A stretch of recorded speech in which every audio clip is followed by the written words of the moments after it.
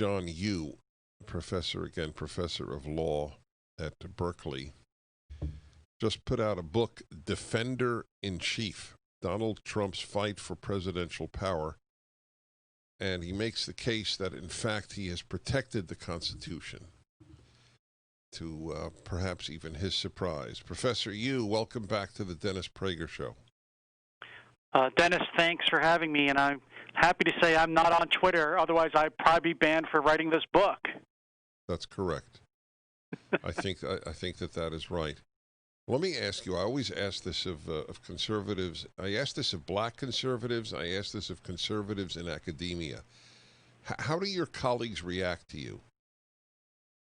I think it's with mild curiosity, sometimes blending into disdain or even hate. They don't know that many conservatives. I think that's the most important function that maybe being the sole conservative on my faculty can be, is to always make sure conservative views get expressed. Even though I know 99% of my colleagues might disagree, at least you can force them to confront a different perspective and different ideas. That's what the university used to be about. And I sometimes worry, I worry a lot, that we're coming to feel or experience an orthodoxy on our campuses that seeks to drive out conservative ideas and only teach a certain set of views. And I really worry about the colleges and universities in our country, even conceding that they are the best ones in the world. But if we keep this up, we're going to lose that advantage to places in China and Germany and even England, France. Yeah, that is exactly right. The book is Defender in Chief, John Yoo, professor of law at Berkeley. Why did you write it? Why did you write the book? I might have started out, I think, like you were, Dennis, back at the 2016 election, kind of skeptical or wary of Donald Trump. And so the reason why I was because he's a populist. And populists usually don't like constraints on their power. They often try to find ways around the Constitution. People like FDR would be the best example. But over the last few years, as we've bounced around from issue to issue, controversy to controversy, I found myself agreeing more and more with the positions that Donald Trump was taking on the Constitution. And I came to think that it was his critics, his opponents, who are the ones who are doing exactly what they accused Donald Trump of doing, of trying to overthrow the constitutional order or rip up our practices and institutions.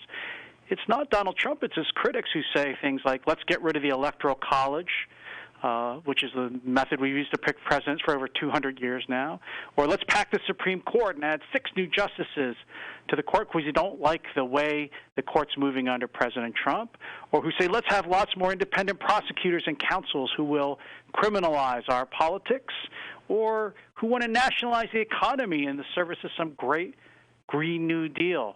And so when you look at it, it seemed to me that Trump, the populist, actually became the unexpected defender of traditional constitutional approaches and understandings and our institutions that we've had for hundreds of years. Yep. It makes perfect sense what you're saying. Does he know it? I know it's a funny question. That's an interesting question. Yeah.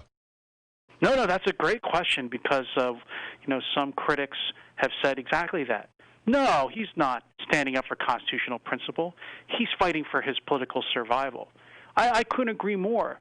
When he's fighting off the Mueller investigation and this now looks like more and more this imaginary Russia collusion claim, or when he's fighting on impeachment against the idea that he committed treason, he's fighting for his political self-survival, self-preservation. But that's the point of the constitutional system. It was well expressed by the framers. James Madison said in the Federalist Papers, ambition must be made to counteract ambition. And he said the interests of the man should be that of the interests of his place. And by that they meant they expected the person we elected president, the people we sent to Congress, to pursue their own self-interests. What they wanted them to do was constantly fight. And that constant conflict, that trench political warfare between the two branches would be the real check on our government, not to rely on the courts, not to rely on what they called parchment barriers in writing, but to have one great branch of the government fight the other great branch of government And by doing that, it would make sure that system would make sure that our individual liberty would be preserved from an ever-expansive federal government. So when President Trump fights for himself, yes, of course he's fighting for himself, Right. but he's playing the greater constitutional role so of checking Congress. Right. So it's part of the irony of this whole thing. The populist fighting for himself is actually the constitutionalist. Correct? Yeah, I think it. Yeah. Yes, that's the theme By of the the way, book. you mentioned James Madison, so I have a question. I have no idea what you'll say, and you may not even be able to answer it. So you teach law, obviously, at UC Berkeley, correct? Mm-hmm. Okay. Mm-hmm. What percentage of your students could identify James Madison? Actually, I have a pretty good answer for this. So when I start teaching constitutional law, when I teach a big class of new students, I do a poll because I need to know how much history they know, because I don't think you can teach the Constitution without understanding our history. So I say, how many of you have heard of the New Deal? So about 3/4 to a half of the hands go up. How many of you know what Reconstruction is? Less than half the class's hands go up. How many of you have read the Federalist Papers? Less than a quarter of the hands go up. So I'm afraid to say, and this is consistent with what we know from other polls. For example, there's this important poll done at Yale, which polled freshmen entering Yale and then freshmen graduating from Yale about standard knowledge of American history and civics, and it found that after 4 years at Yale, student knowledge on those tests, their scores went down. That it's in keeping with my theory about about college makes you stupid. I didn't know that. And you have to pay $200,000 to get stupider.